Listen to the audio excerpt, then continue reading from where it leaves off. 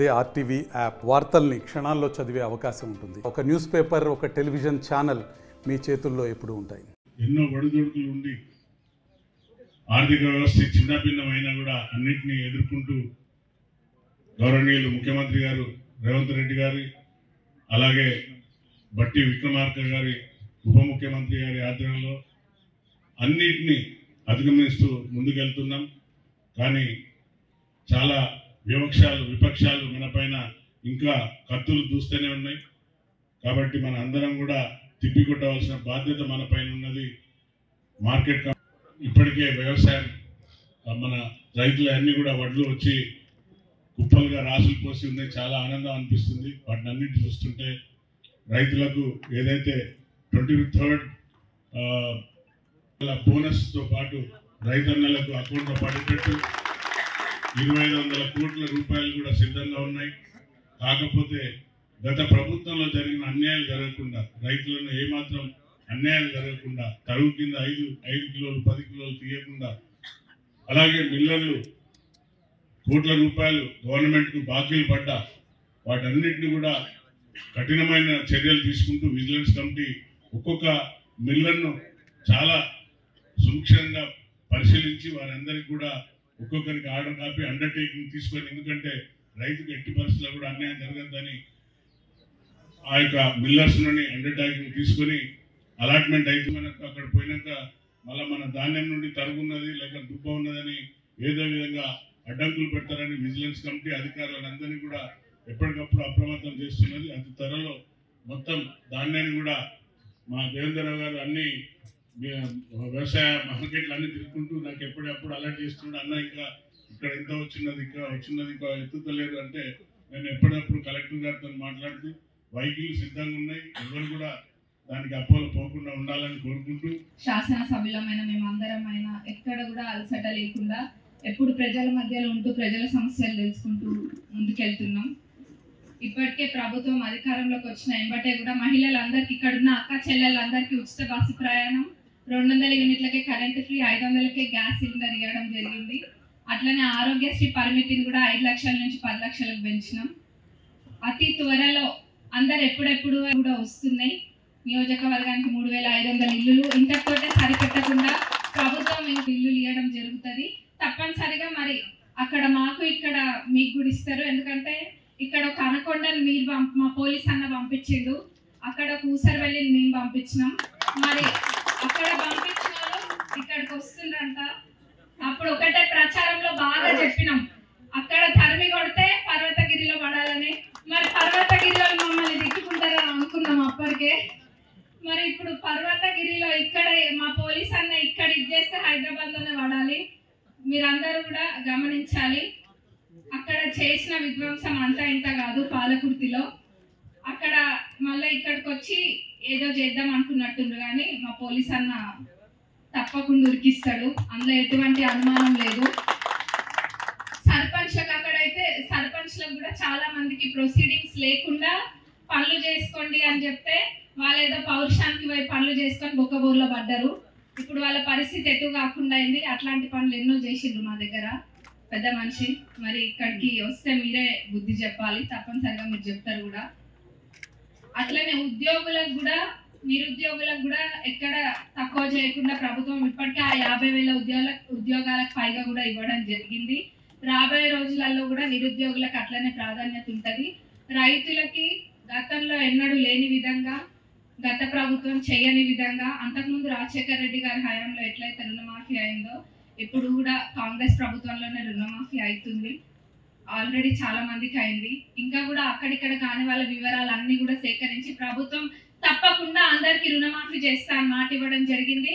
మాట ఇస్తే కాంగ్రెస్ ప్రభుత్వం నడమలిప తప్పనిసరిగా అన్ని చేస్తాం. అందరు నమ్మకం ఉంచండి. ఒకటి అడుగుతా, రుణమాఫీ అయిన వాళ్ళు ఎంతమంది ఉన్నారు? అందులో ఒక్కరు కూడా బయటకు వచ్చి మాకు రుణమాఫీ అయిందని చెప్పారు. రుణమాఫీ కానోళ్ళు ఎవరైనా ఉన్నారా అంటే అందులో కొంతమందిని తీసుకొచ్చి వాళ్ళు రభస చేయడానికి చూస్తారు. కానీ అదే వచ్చిన వాళ్ళందరూ ముందుకొస్తే వాళ్ళు ఎక్కడ పోవాలి? కేవలం అబద్ధాలు చెప్పుకుంటూ బతుకుతుండ్రు. ప్రభుత్వ పథకాలు అన్నీ ముందుకి మేము తీసుకొస్తుంటే దాన్ని ప్రజలలోకి ఎట్లా వెళ్లకుండా చేయాలన్న ఆలోచన ఒకటే వాళ్ళకు ఉంది. కానీ అందులో మాట్లాడే దాంట్లో ఒక నీతి నిజాయితీ అనేది ఎక్కడ కూడా వాళ్ళకి లేదు. కేవలం ప్రభుత్వం పైన నిందించడం తప్ప వేరే పనేమి కూడా వాళ్ళకి లేదు. అట్లనే కార్యకర్తలు అందరూ, ఇక్కడ కూర్చున్న కార్యకర్తలు అందరూ కష్టపడితేనే, ఆ రోజు కాంగ్రెస్ కార్యకర్తలు అందరూ ఒక సైనికులై పనిచేస్తేనే గెలిచి ఇక్కడ ఉన్నాం. దాన్ని మేము ఎవరం కూడా మర్చిపోము. మరి మేము గెలిచినాం. నెక్స్ట్ రాబోయే స్థానిక ఎన్నికలు, దానికి మీరందరూ ఐక్యతతో ఉండి సమన్వయం చేసుకుంటూ ముందుకెళ్తే, కొత్త పాత అనేది సమన్వయం చేసుకుంటూ ముందుకెళ్తే కష్టపడ్డోళ్ళని పార్టీ ఎప్పుడు కూడా మర్చిపోదు. మీరే కొంచెం పెద్ద మనసు చేసుకోవాలి. పదవులు ఉంటాయి, ఇంకా కూడా ఉంటాయి, కానీ ఒకటి ఉంటే దానికి 10 మంది పోటీకి కూడా ఉంటారు. ఎవరికి వచ్చినా మనోళ్ళకే రావాలన్న ఆలోచన మనందరికీ కూడా ఉండాలి. స్థానిక ఎన్నికల్లో రేపు ఊర్లలో సర్పంచ్లుగా మనోళ్ళు గెలవాలి. అది ఎవరైనా కానీ మనోళ్ళే ఒక్క మాట మీద ఉండి గెలిపించుకోవాలి. లేకపోతే వేరే వాళ్ళకి అవకాశం వస్తే మనకి ఇంకా ఇన్ని సంవత్సరాలు మనం పడ్డ కష్టానికి అర్థం లేకుండా పోతుంది. ఇది అందరు కూడా గమనించాలి. మేము ఎమ్మెల్యేలుగా గెలిచిన కొత్తలో వేరే పార్టీ వాళ్ళు ఎంపీటీసీలో జెడ్పీటీసీలలో లెక్క ఉన్నప్పుడు వాళ్ళు ఏ రకంగా ప్రవర్తించిండ్రో మీరు అందరూ అక్కడికి వస్తే వాళ్ళు ఏ రకంగా ప్రవర్తించిండ్రో అనేది గుర్తు తెచ్చుకోండి. అది ఒక్కటి గుర్తు తెచ్చుకుంటే చాలు. నోటి దాకా వచ్చిన పళ్ళాన్ని మీరు ఎవరు కూడా తన్నరు. అందరూ ఐక్యతతోటి ముందుకెళ్ళాలని కోరుకుంటూ, మా సోదరి 3 సార్లు మంత్రులు చేసిన ముచ్చంట నీళ్లు తాగిపించి 3 చెరువుల నీళ్లు తాగిపించి రాష్ట్రమంతా యశస్విని రెడ్డి అంటే ఆమె ఒక వ్యక్తి కాదు, ఓ శక్తిగా ఎదిగిన మా శాసనసభ్యురాలు, పాలకుర్తి శాసనసభ్యురాలు, మరి మా డిసిసి అధ్యక్షురాలు సీనియర్ నరకుడ వెంకటయ్య గారికి, కాంగ్రెస్ పార్టీ అంటేనే వాస్తవానికి అందరూ అంటారు కానీ ఇచ్చి నెరవేర్చింది నరకుడ వెంకటయ్యకి. అదేవిధంగా మా వైస్ చైర్మన్ కృష్ణారెడ్డి గారు కార్యకర్త స్థాయి నుంచి బ్లాక్ కాంగ్రెస్ అధ్యక్షుడిగా, మండల పార్టీ అధ్యక్షుడిగా వివిధ పదవులు చేసి నేడు వైస్ చైర్మన్గా ఈ మార్కెట్కి సేవలు అందించడానికి ఎమ్మెల్యే గారు నామినేట్ చేశారు. అదేవిధంగా సీనియర్ నాయకులు మా టెస్కాప్ చైర్మన్ గారు మా రవీందర్ అన్న, మా రాజేష్ అన్న, మా పిఎస్సిఎస్ చైర్మన్ గారు, అదేవిధంగా మా పాలకుర్తి నుంచి ప్రభుత్వం రాగానే మరి నాకైతే ఉద్యోగం వచ్చింది. జెండా పట్టుకున్న తిరిగిన 33 జిల్లాలు కాంగ్రెస్ పార్టీ ప్రభుత్వంలోకి రావాలని మీ అందరి సహకారంతో మీ జిల్లాకి ఎప్పుడు వచ్చినా నాకు ప్రేమను పంచిండ్రు, ఆదరణ ఇచ్చిండ్రు. ప్రతి జిల్లాలో కమిటీలు ఏర్పాటు చేయడానికి మా రైతు అధ్యక్షులు మా అన్న రవీంద్ర అన్న కూడా ఇక్కడ ఉన్నాడు. మరి మీదే మొత్తం ఇదంతా వ్యవస్థ. మీ అందరూ కూడా కార్యకర్తలు ఇక్కడ ఎవరైతే ఉన్నారో వాస్తవానికి మీ అందరి సపోర్ట్తోనే ఇక్కడ శాసనసభ్యులుగా గెలిచినా, నేను కార్పొరేషన్ చైర్మన్గా ఉన్నా, మీరందరూ పడ్డ కష్టము, మీరందరూ ఆనాడు భుజాల మీద జెండా ఎత్తుకొని ఈ పింకీ గాలను తరిమి కొడితేనే మేము వచ్చి అధికారంలో కూర్చున్నాం. మీ మేలు జీవితంలో మర్చిపోమని చెప్పి ఈ సందర్భంగా తెలియజేసుకుంటున్నాను. మరి మా ఇంకనకైతే పోస్ట్ వచ్చింది. ఇది పోస్ట్ కాదు, ఒక బాధ్యత, పూర్తి స్థాయి బాధ్యత. నాయకుడు అంటేనే ఇంకా నాయకులను తయారు చేసేవాడు నాయకుడు. ఆ నాయకుడు ఎవరంటే కేఆర్ నాగరాజు గారు. వాస్తవానికి నాగరాజు దగ్గరికి ఎంతో మంది మార్కెట్ చైర్మన్ పదవి కోసమని క్యూ కట్టిరు. వాస్తవానికి ప్రభుత్వం రాగానే కొంతమంది దళారులు, కొంతమంది బిజినెస్ మ్యాన్లు సూట్ కేసులలో డబ్బులు పెట్టుకొని తిరుగుతారు పదవుల కోసమని.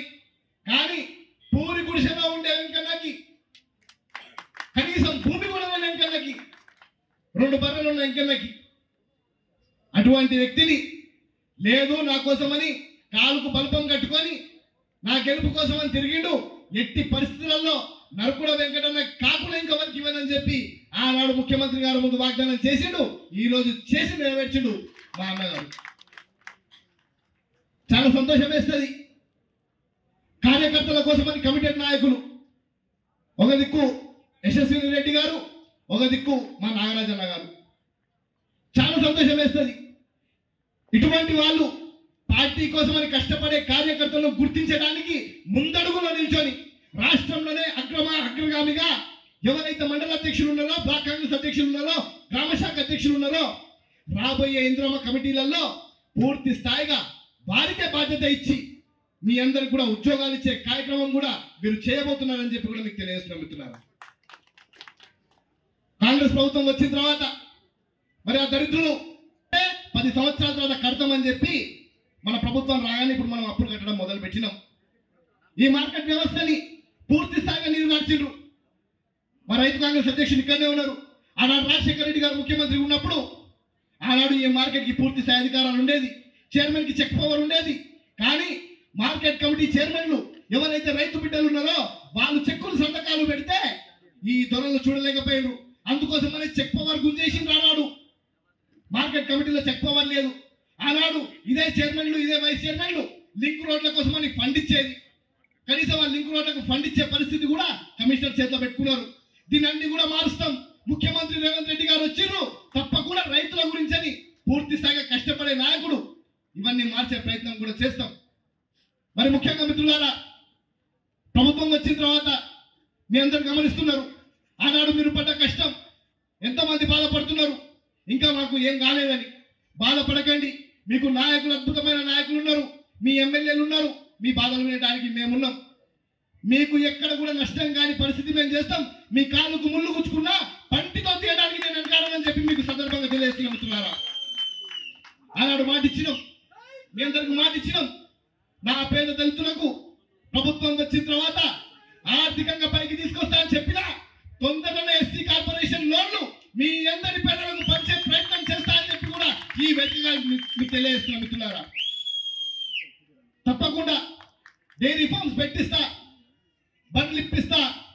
తప్పకుండా మా ఎస్సీ సంబంధించి ఎవరైతే సోదరులు ఉన్నారో వారందరికీ తొందరలోనే లోన్లు విడుదల చేస్తా. ధైర్యంగా ఉండండి. ఆర్థికంగా బలపరిచే విధంగా పూర్తి స్థాయిగా మీ అందరి బాధ్యత ఒక కార్పొరేషన్ చైర్మన్ గా నేను తీసుకుంటా అని చెప్పి కూడా మీ అందరికి తెలియజేస్తున్నాం మిత్రులారా. మరిన్ని వీడియోస్ కోసం ఛానల్ ని సబ్స్క్రైబ్ చేయండి. లేటెస్ట్ అప్డేట్స్ కోసం వాట్సాప్ ఛానల్ ని ఫాలో అవ్వండి. ఆ లింక్ డిస్క్రిప్షన్ లో ఉంది.